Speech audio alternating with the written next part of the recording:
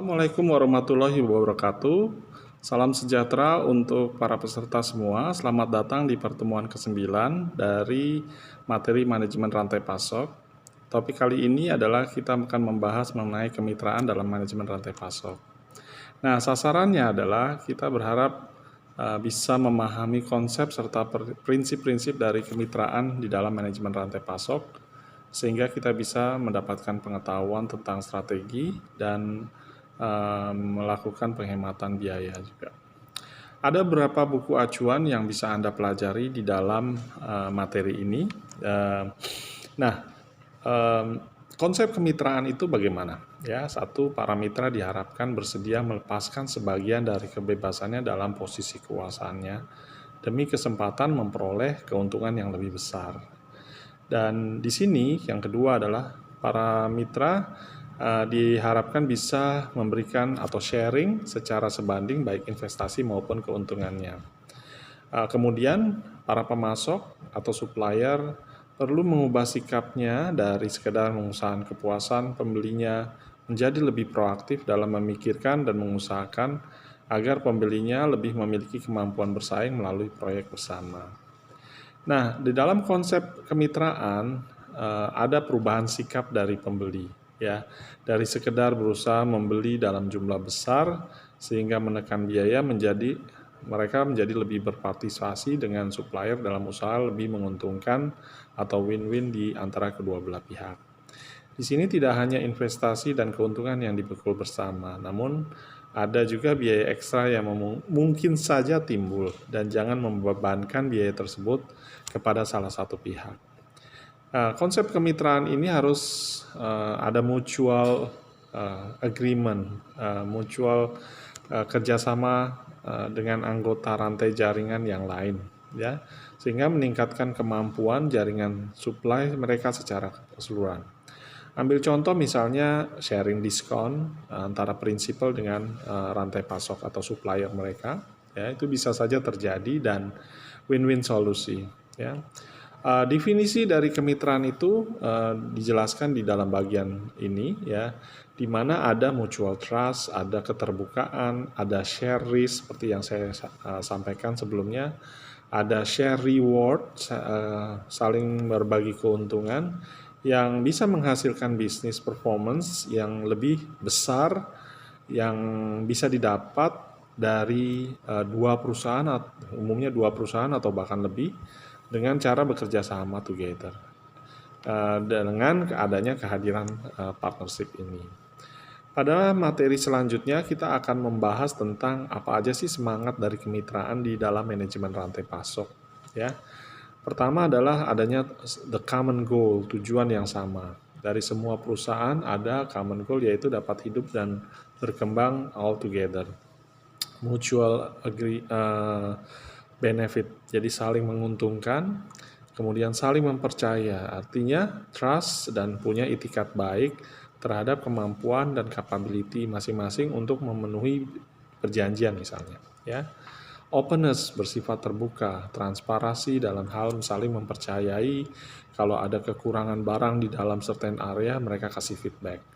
Dan sifatnya adalah hubungan jangka panjang. Di dalam rantai pasok, they are in the agreement on paper tuh dalam jangka panjang. Saling percaya, saling menguntungkan, mempunyai kepentingan yang sama, dan mereka akan cenderung bekerja sama on the long process walaupun rantai pasok dan mereka spesifik, ya, walaupun masing-masing channel difokuskan pada certain supply chain sendiri, ya. Adanya perbaikan on daily to day basis, monthly basis, dan prosesnya itu direview secara berkala. Nah, bentuk-bentuk kemitraan partnering itu memerlukan pemikiran bersama tentang kompetisi juga, ya. Kita saling bersama membahas tentang kompetisi. How to satisfy pelanggan juga perlu dipikirkan. Dan juga mengenai penimbunan atau inventarisasi barang. Jangan sampai barang terlalu lama di gudang mereka atau satu kota kekurangan sementara kota yang lain kelebihan, ya. Dan itu perlu kerjasama antara prinsipal dengan masing-masing agen pasoknya, ya. Ada total enterprise di sini ya, ada tujuan utama dan kemitraan harus berfokus pada optimalisasi dengan berbagai macam mitra dari berbagai tempat ya. Nah, tipikal hasil proses kemitraan ya itu terdiri dari adanya pengurangan persediaan, reduction inventory ya, bisa mengurangi safety stocknya, mengembangkan sistem just in time delivery-nya pada saat yang bersamaan ya. Perusahaan bahkan memberikan filosofi bahwa semua keinginan customer harus dipenuhi dalam 1 kali 24 jam, nggak boleh lebih. Komplain pun juga begitu ya. Adanya apalagi hasil dari proses kemitraan, adanya perputaran persediaan, increasing inventory turnover. Bagus nggak? Tentu bagus, karena ada kenaikan inventarisasi, salesnya makin meningkat dari 5 bahkan hingga sampai 30% bisa. Dengan mengurangi stock out, kehabisan persediaan jangan sampai juga terjadi.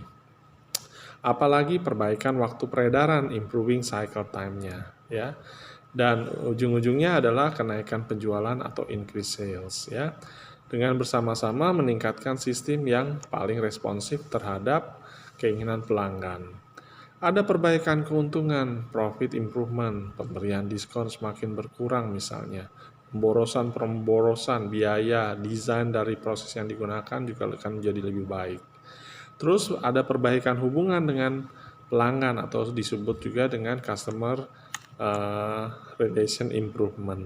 Bahkan beberapa perusahaan menggunakan tool teknologi yang disebut CRM untuk memperbaiki hubungan distribusi dan hubungannya dengan pelanggan.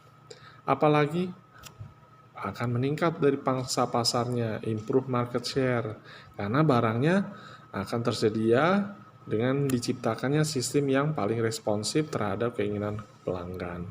Dan ini akan merangsang pelanggan untuk berbelanja di jaringan mereka. Dan bagusnya akan tidak hanya mereka dia melakukan sendiri, mereka merekomendasikannya kepada rekan-rekan mereka, kenalan mereka, dan ada repeat order.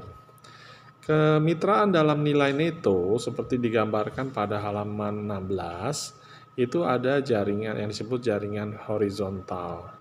Ada juga yang disebut jaringan vertikal. Nah, bagian ini menghubungkan antara relation antara kedua jaringan tersebut, ya. Kemitraan logistik itu tipe-tipenya ada yang kemitraan vertikal. Jadi ada hubungan tradisional antar perusahaan dalam rantai pasokan, seperti pengecer, distributor, produsen, serta pemasok suku cadang dan bahannya. Ada pula kemitraan yang sifatnya horizontal. Di sini termasuk perjanjian bisnis antara perusahaan yang memiliki posisi paralel atau bekerja sama dalam proses logistik. Nah, kita masuk kepada bagan di halaman 18. Di sini kita akan melihat tipe-tipe hubungan kemitraan. Ada yang disebut dengan tipe 1, di mana kerjasamanya bersifat jangka pendek dan melibatkan satu fungsi organisasi. Kalau tipe 2, itu kerjasamanya mulai masuk ke jangka menengah dan melibatkan 2 atau lebih fungsi organisasi di dalam managing rantai pasok tersebut. Tipe 3 sifatnya lebih jangka panjang dan melibatkan seluruh fungsi organisasi. Nah, perspektif kemitraan itu ada yang sifatnya transaksional, ada yang sifatnya relational. Itu menghubungkan kolaboratif strategi antara vendor, partner, dan strategic alliance mereka. Transaksional itu apa sih? Kedua belah pihak dalam hubungan vendor dikatakan masih berada dalam jangkauan mereka. Kolaboratif itu ada strategi aliansi ya.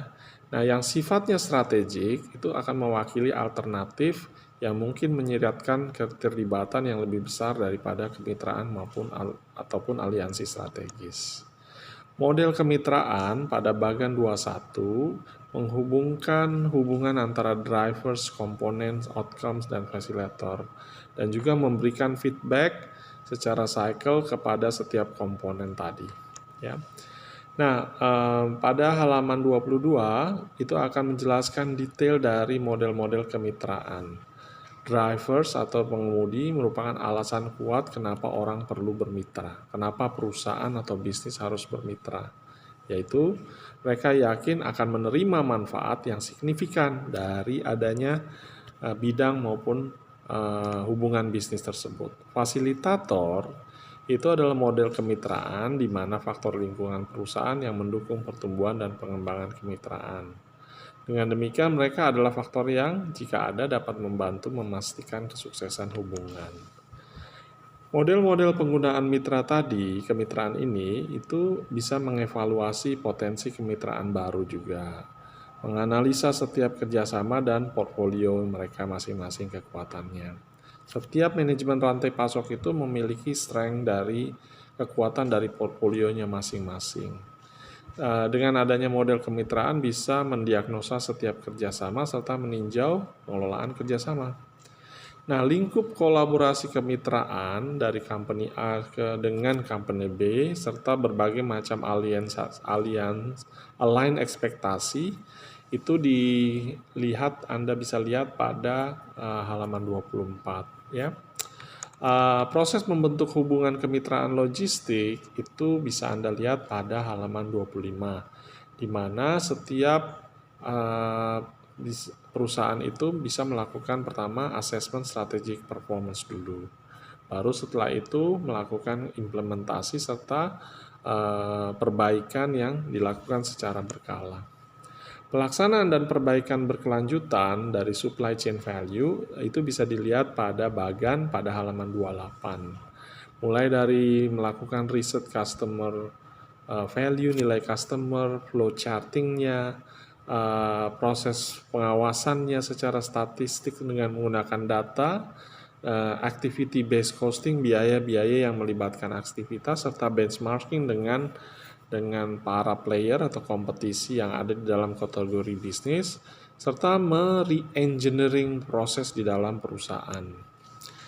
Nah, di dalam managing rantai pasok perlu adanya kolaborasi seperti Anda bisa lihat di halaman ke-27. Di sini perusahaan-perusahaan berkolaborasi lebih dari sekedar ekspresi kemitraan yang unit yang kecil lah, saya bahasa halusnya. Namun secara menyeluruh dan selaras. Dan mereka saling memberikan manfaat satu sama lain dan berbasis juga ada yang sifatnya operasional, ya. Tipe-tipe kolaborasi dapat dilihat pada bagian halaman 29, ya, untuk menjelaskan apa itu vertical collaboration, apa itu horizontal collaboration, seperti yang kita bahas sebelumnya. Ada 7, yang terakhir, ada 7 hukum logistik kolaboratif. Dan ini memberikan atau mendukung dalam Anda memanage isu di dalam rantai pasok. Satu, ada manfaat nyata. Harus diakui untuk semua anggota bahwa hubungan kolaboratif itu harus ada manfaat. Ciptaannya dinamis, bisa diukur, dan adanya evolusi kemitraan yang kolaboratif. Terus lalu yang ketiga adalah hubungan co-buyer dengan co-sellers. Adanya fleksibilitas dan keamanan. Selanjutnya adalah kolaborasi di semua tahapan integrasi proses bisnis. Ada yang integrasi terbuka dengan layanan-layanan yang memberikan nilai tambah. Nah, kolaborasi seputar arus logistik itu sangat penting karena akan memberikan competitive advantage untuk bisnis Anda dan perusahaan Anda. Demikian materi ini saya sampaikan. Saya ucapkan terima kasih atas perhatian Anda. Semoga bermanfaat. Sampai ketemu lagi di sesi berikutnya. Saya akhiri dengan ucapan wassalamualaikum warahmatullahi wabarakatuh. Semoga semua sehat, tetap semangat, dan sampai ketemu di sesi berikutnya. Terima kasih.